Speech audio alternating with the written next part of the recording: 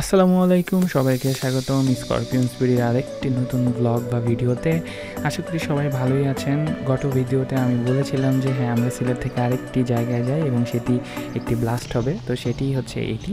তো আমরা সিলেট থেকে সরাসরি চলে আসি সীতাকুণ্ডে, হ্যাঁ, দেশের এক প্রান্ত থেকে আরেকটি প্রান্তে, শুধুমাত্র আরেকটি সুন্দর জায়গা দেখার জন্য। তো চলুন আমরা বেশি দেরি না করে সরাসরি ভিডিওতে চলে যাই।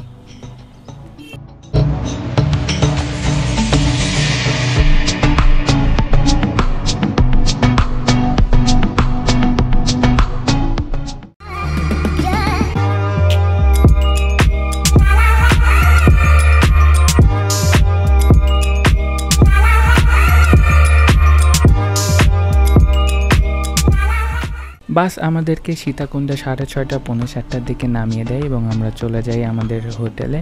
এবং হোটেলের কামরা থেকে এই মুহূর্তে যেই পাহাড়টি দেখতে পাচ্ছেন সেটি চন্দ্রনাথ পাহাড়, এবং আমরা সেখানেই যাব। এবং যেই হোটেল থেকে আমরা আসি সেই হোটেল থেকে চন্দ্রনাথ পাহাড়ে যেতে 10 থেকে 15 মিনিট সময় লাগে সিএনজিতে, এবং পার সিএনজিতে 5 জন করে বসা যাবে এবং ভাড়া পড়বে 100 টাকা। পাহাড়ের গোড়ায় এখন যেই দোকানগুলো দেখতে পাচ্ছেন, হ্যাঁ, এটি পাহাড়ে ওঠার জন্য লাঠি লাগে, লাঠি দরকার পড়ে ফর সাপোর্ট, এবং পার লাঠি 10 টাকা, এবং যদি আপনি একবারে কিনে নিতে চান তাহলে 20 টাকা পড়বে। এবং এখান থেকে আপনি স্যালাইন, পানি বা ছোটোখাটো যেই খাবার আপনি নিতে চান, যেগুলো আপনাকে এনার্জি দিবে, সেটি আপনি এখান থেকে নিয়ে নিতে পারেন।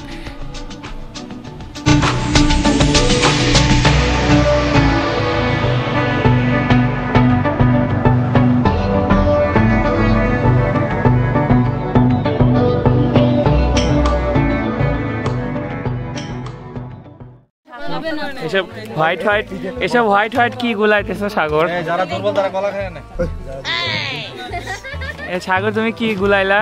এসব স্যালাইন না, ছোট করে না, কাজে লাগবে পরে ওঠার সময়। তুমি খাবা? এই ভালো করে একটা ভাই যদি পড়ে যাওয়ার কোনো চান্স থাকে খায়া ফেলে। শোন, আমাদের মেয়েদের আমরা এমনি করে দাঁড়াতে বলবো।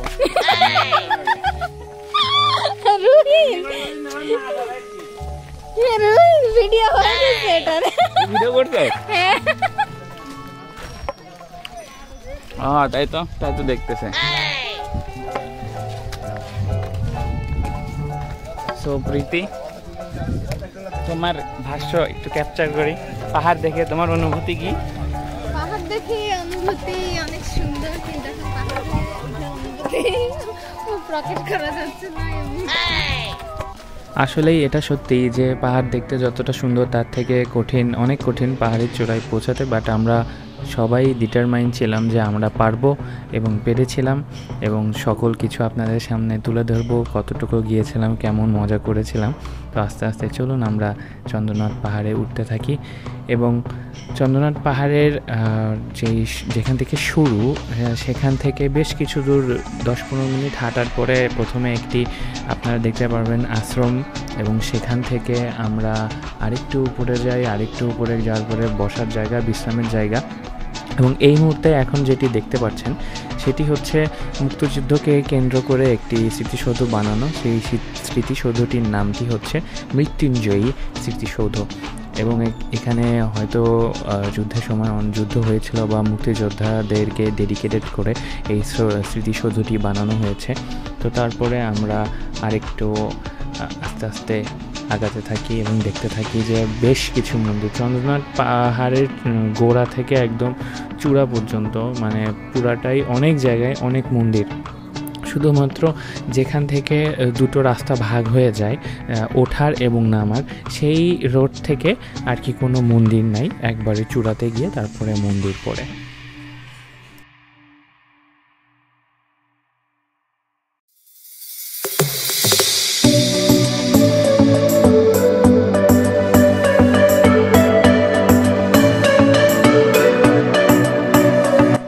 এটি হচ্ছে সেই মহাতিথি বা আশ্রমের সেই একটি গেট। এরপরে আরেকটি গেট আছে, এই গেট দিয়েও আরেকটু উপরে উঠে যেতে হয়, তারপরেই সেই আশ্রমটি পড়বে। এবং আশ্রমের এই গেট দিয়ে এটা তো মেইন গেট, কিন্তু আরেকটি যে মূল ফটক রয়েছে আশ্রমে যাওয়ার উপরে ওঠার, সেই মেইন গেট দিয়ে পাহাড়ের পর্যটকরা উঠতে পারবে না। আমরা পাশের রোড দিয়ে আরেকটু আস্তে আস্তে উপরের দিকে উঠতে থাকি এবং পাহাড়ের সেই মনোরম দৃশ্য উপভোগ করতে থাকি। আসলে পাহাড়ে ওঠার সময় যে দৃশ্যগুলো দেখা যায় তাই আপনাকে মানে কি সামনের দিকে বা উপরে ওঠার সাহস যোগাবে, মনোবল যোগাবে। মনোবল আসলে হারালে চলে না। ট্রেকিংয়ের সময় একজন আরেকজনকে প্রচুর পরিমাণে মোটিভেট করতে হয় উপরে চলার জন্য, উপরে যাওয়ার জন্য, তাহলেই আসলে সম্ভব হয়, যতটুকু আর কি আমার এক্সপিরিয়েন্স বলে আর কি।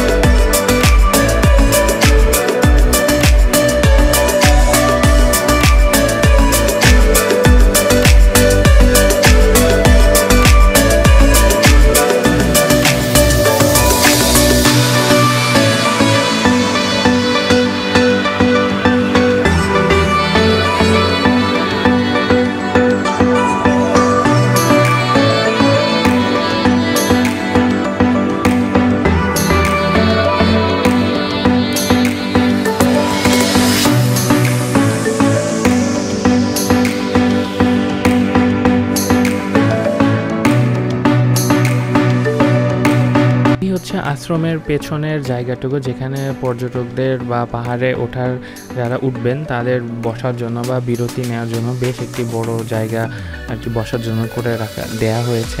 তো এখানে আমরা সবাই বিশ্রাম নেই। এই পর্যায়ে আমাদের অনলি 10%-এর মতো হয়েছিল, বাকি 90% এখনও বাকি ছিল। এবং আমরা আরও কিছু মন্দির দেখতে পাই আমাদের যাওয়ার পথে, এবং দেখতে পাই যে যারা নামছেন তাদের আর কি কতটুকু পরিশ্রম হয়েছে তাদের চেহারা দেখলেই বোঝা যাবে। তো তেমন আর কি সবারই প্রিপারেশন নিয়ে রাখতে হবে। কিন্তু আমি আসলেই বারবার বলছি যে আসলেই পাহাড়ে যখন আপনারা গাছপালার ফাঁক দিয়ে দেখতে পারবেন যে পাহাড়ের চূড়াটুকু, তখন আপনাদেরই যেতে ইচ্ছা করবে যে এতটুকু আসছে, আরেকটু আগে। এভাবেই অ্যাকচুয়ালি মনোবল বাড়িয়ে পাহাড়ে উঠতে হয়।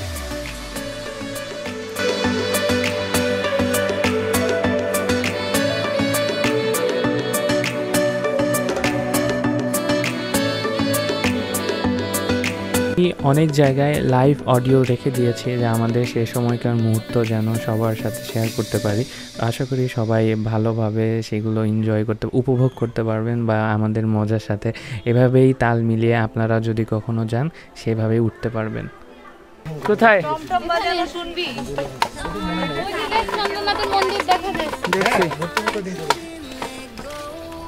কঙ্কা টমটম বাজানো শুনবি? কিছু বল। ওই টমটম বাজায় অনেক খুশি।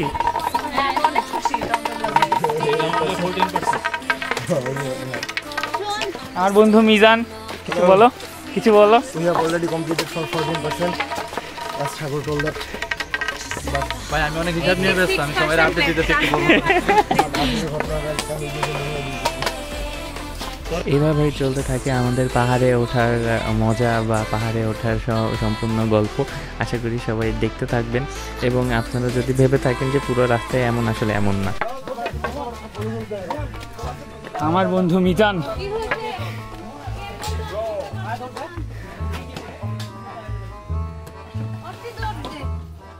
কেমনে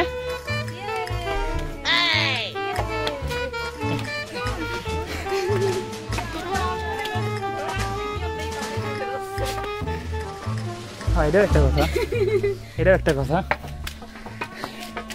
চলে আসো, তোমাদের জন্য স্পেশাল।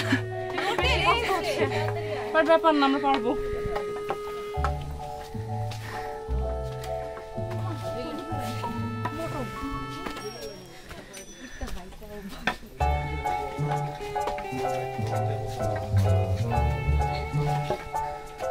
বন্ধু আসো, পারবা?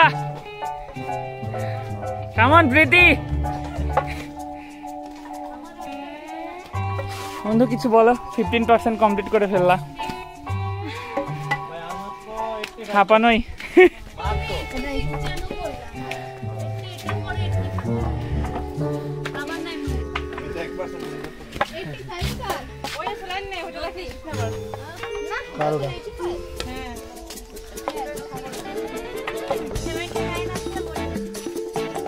আমরা সেলিব্রেট তখন কি সেলিব্রেট করব যে যা হাইটের পার্ট যে যা ওয়েটের পার্সেন্টেজ দিয়ে হবে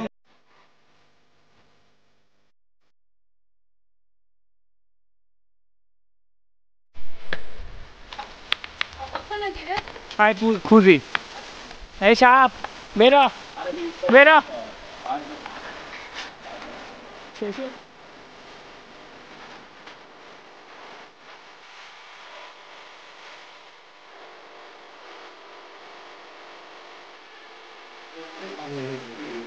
এই যে এদিক থেকে যেতে চাইলে যেতে পারো, ফাঁকা আছে আসলে, কিন্তু ফাঁকা। এই যে রোড করে দাও, এদিকে রোড করে দাও ভাই। আপনারা যারা দেখছেন তারা ভুলে ওই রাস্তা বা এরকম কোনো রাস্তা ছাড়া অন্য কোনো শর্টকাট রাস্তার কথা কেউ বললে বা দেখলে খবরদার যাবেন না। যেই মেইন যেই রোডটুকু থাকে সেই রোড দিয়েই আস্তে আস্তে উপরে উঠতে থাকবেন, ঠিক আছে? আমি জাস্ট এটা মজা করার জন্য বলছিলাম সবাইকে, আসলে এটি কোনো রাস্তা না, বাট রাস্তার মতো, বাট ওখানে খবরদার কেউ যাওয়ার চেষ্টা করবেন না যদি এমন কোনো রাস্তা পানও।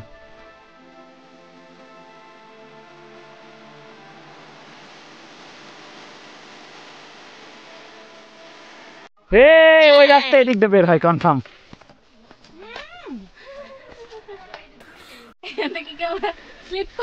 হ্যাঁ নাম কি বলেছিলাম না যে পুরো রাস্তাটা আসলে এমন পাকা না। শুরু হয়ে গেল কিন্তু চন্দ্রনাথ পাহাড়ে এর উপরে ওঠার আসল রাস্তা। আসলে এখনও আমরা আসি নাই যে রোডে ভাগ হয়ে যায় দুটো ভাগে। ওখানে আসলে বুঝতে পারবেন যে কোন দিক দিয়ে যেতে হবে। আমি আবারও সেটি মনে করিয়ে দেব, দেখতে থাকুন।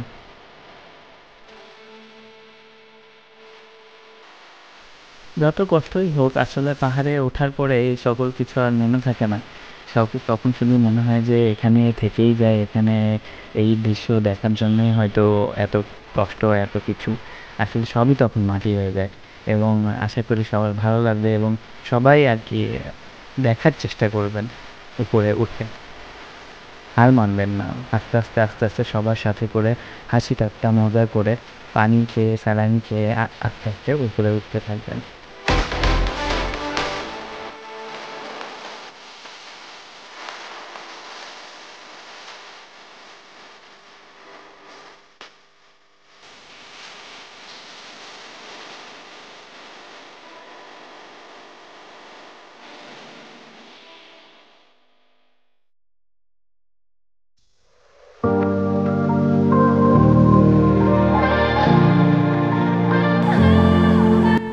এই ঝর্ণার মতো যে জায়গাটি দেখতে পাচ্ছেন, এখান থেকেই আসলে ভাগ হয় ওঠার এবং নামার রাস্তা, এবং ওঠার রাস্তা দিয়ে উঠে যেতে হয় এবং নামার রাস্তা দিয়ে নেমে যেতে হয়। তো আমার এখানে বসার জায়গা ছিল সবারই, তো আমরা এখানে কিছুক্ষণ বসি এবং আস্তে আস্তে আগাতে থাকি এবং আমরা কোথায় ভুল করছি সেটিও শেয়ার করব কিছুক্ষণের মধ্যেই।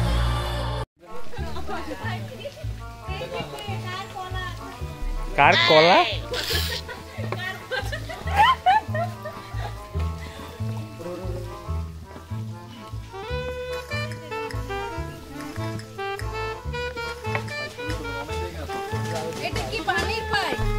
হ্যাঁ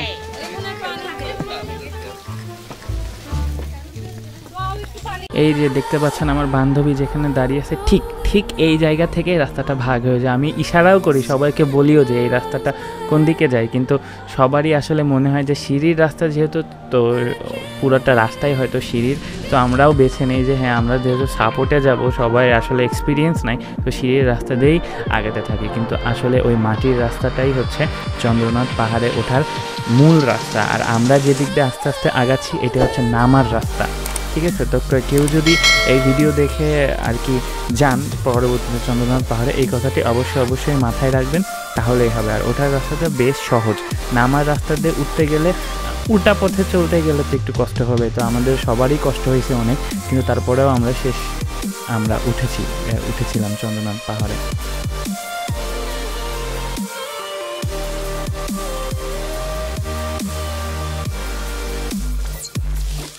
বুঝতেই পাচ্ছেন সিঁড়িগুলো কত খাড়া, এর থেকেও আরও খাড়া সিঁড়ি থাকে, কিন্তু আমরা তারপরে উঠেছি, দেখেছি, এবং কিছু জায়গায় আমি লাইভ অডিও ভিডিও দুটোই রেখেছি, দেখতে পারবেন সেটি।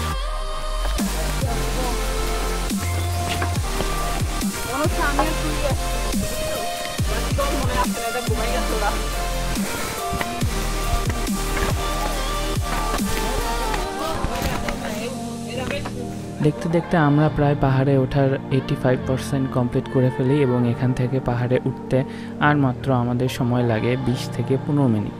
তো এখানে বসার জায়গা আছে দেখতে পাচ্ছেন, এবং এখান থেকে সিঁড়িগুলো শেষের দিকে এসে বেশি খাড়া থাকে, এবং তারপরেও আমরা উঠি এবং উঠে দেখতে পাই যে ছোট্ট একটি বাজার এবং বট গাছের নিচে, এবং আমরা সে একটি সিএনজিও দেখতে পাই। সিএনজি দেখে খুব অবাক হই যে আসলে এখানে কিভাবে আসে সিএনজিটা। আমরা তো হেঁটে এইভাবে আসছি, সিঁড়িতে আসছি, এখানে তো আসার কথাই না। তো তারপরে দেখতে পাই যে একটি রোড, এই সেই রোড, এবং এই রোড দিয়ে শুধুমাত্র সিকিউরিটি গার্ডরা, পুলিশরা বা বিজিবিরা আসতে পারে, এবং লেখা আছে যে এই রাস্তাটি অনেক বিপজ্জনক, এই রাস্তা দিয়ে জনসাধারণ বা পর্যটকরা যেমন যাতায়াত না করে। কিন্তু তারপরে আমি অল্প একটু গিয়ে শুধু দেখানোর চেষ্টা করি, এবং তারপরে আরেকটি সাইডে যাই, এবং সেই সাইডে গিয়ে যা দেখতে পাই আসলে তা কখনোই ভোলার মতো না। এখান থেকে পুরো পাহাড়ের নিচের অংশটুকু এবং আকাশ দেখা যাচ্ছিলো, এবং আমাদের ভাগ্য সত্যিই খুব সুপ্রসন্ন ছিল, যে কারণে এত মেঘ বা এত আর কি আকাশের নীল সাথে মেঘ এবং সবুজ একসাথে দেখতে পেয়েছি, যা বলার মতো না। আসলে এখনও আমি যখন আবার দেখি বা আবার যখন মনে করি, তখন মানে আমি হয়ে যায়, কী দিয়ে কী বলবো বুঝতে পারি না। ওই যে দেখা যাচ্ছে চন্দ্রনাথ পাহাড়ের সেই মন্দির, এটি কিন্তু চূড়া না, এটি চূড়া থেকে একটু নিচে, এখনও 5% বাকি। তো তারপরে আমি সিঁড়ি দিয়ে আবার উঠতে থাকি, এবং দেখতে পাই আমাদের সেই চন্দ্রনাথ পাহাড়ের মন্দির, এবং আমার 2 বন্ধু এবং বান্ধবী এখানে দাঁড়িয়ে আছে, এবং আরও মানুষজন দাঁড়ায় আছে। কেন দাঁড়ায় আছে? কারণ এখান থেকে অপোজিট সাইডে যে পাহাড়ের যে দৃশ্যটা, সেটি আমি আমার পেজেও দিয়েছি, আপনারা দেখতে পারবেন, এবং ভিডিওতে তো অবশ্যই দেখতে পারবেন, যা এক কথায় মনোমুগ্ধকর, এবং মনেই হবে না যে আপনি বাংলাদেশের কোনো একটি ঘিঞ্জি শহরে বা আছেন। আসলে এখান থেকে কত যে সুন্দর একটি দৃশ্য, তা এক কথায় বলে কখনোই বোঝানো সম্ভব না। এবং এখান থেকে আমরা দেখতে পাই যে চন্দ্রনাথ পাহাড়ের যে পূর্ববর্তী যে ছোট্ট একটি মন্দির, সেটিও দেখতে পাই। সেখানে আমরা যেতে পারিনি, কারণ ওইটা ওঠার রাস্তায় পড়ে। আমরা ঘুরে ওঠার রাস্তা দিয়ে ওই ছোট্ট মন্দিরটায় যাই নাই। তো আমরা উপরের এই মেইন মন্দিরটা দেখেই আস্তে আস্তে আবার সেই নিচের দিকে রওনা হই, কারণ আমাদেরও বেলা হয়ে যাচ্ছিলো। কেউ সকাল থেকে অল্প একটু সেই 7টার সময় খেয়েছিলাম, তখন অলরেডি প্রায় 2টা-2:30 বেজে গিয়েছিল। তো আমরা আস্তে আস্তে নেমে যেতে থাকি। উপরে শুধুমাত্র পানীয়ই আমরা খেয়েছি, পানীয় বলতে পানি, স্যালাইন, এগুলোই, তার বেশি কিছু খাই নাই। তো দেখতে থাকুন।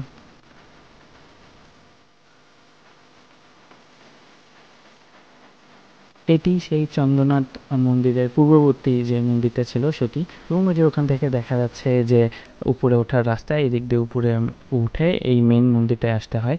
তো মন্দিরের কিছু অংশ আমি এখানে তুলে ধরার চেষ্টা করি। উপর থেকে মন্দিরের সম্পূর্ণ অংশ দেখানো সম্ভব হয় না, কারণ ওখানে যে পুরোহিত বা পণ্ডিতরা রয়েছেন, আমাদের জন্য মন্দিরে ঢোকা আর কি নিষেধ।